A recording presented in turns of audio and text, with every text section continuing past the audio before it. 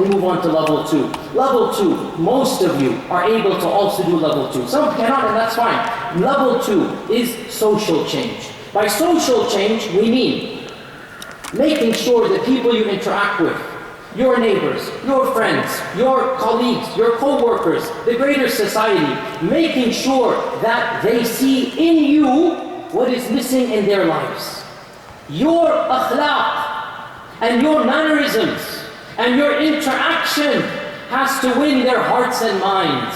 Oh Muslims, let me again be blunt here. Many of us think that preaching Islam is about arguing and debating and proving the truth of Islam verbally.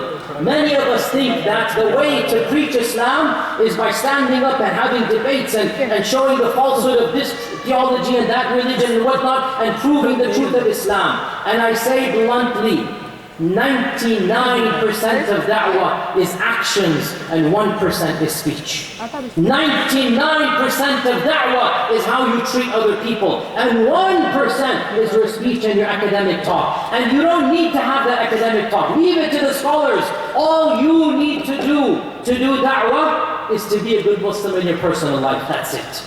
If you can master the perfection of manners, if you can show what it means to be an honest and trustworthy person, do you not know the basics of the seerah of Muslims? Why was it that the Prophet ﷺ was called a sadiq and an ameen before anybody said Ya Rasulullah and Ya Nabi Allah? For decades they called him a sadiq and an ameen, and no wahi had come down. Iqra had not been revealed. He didn't know he was a Rasul al-Nabi. Nobody called him Rasul al-Nabi, but they called him, oh trustworthy one, oh honest one, oh great one, oh compassionate one. They trusted him because of his akhlaq. That is where da'wah begins. And so stage number 2, after you've looked into your soul, corrected your soul, now stage number 2, your social interactions. And like I said, social interactions, nobody's asking you to go memorize long passages of the Bible says this and the Quran says this and you quote this chapter and you quote John in the Gospel of Mark and you quote chapter 225. No, leave that for the person out there. Good for him, mashallah, ta'ala. Me and you, we don't need to do chapter 2 verse 27. Don't worry about that. We just need to smile in the face of our neighbors. That's all we need to do.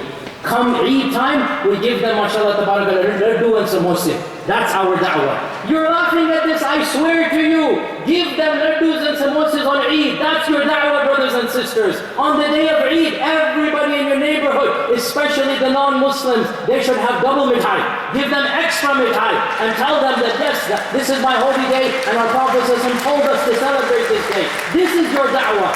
Everybody in your office should know you are a trustworthy person. You don't lie, you don't cheat, you don't steal, you are honest. Everybody in your colleagues should know when there's gossip taking place, when there's politics, when there's backstabbing, everybody should know, oh, Mustafa doesn't do that, Amina doesn't do that, Ahmed doesn't do that, Fatima doesn't do that. Your reputation needs to be one of dignity, one of akhlaq, one of nobility. That is how you give da'wah. So stage number 2, your social presence in your people, in your community, in your colleagues, in your office. And then for some people, not everybody, for some people, stage number 3, and that is political activism.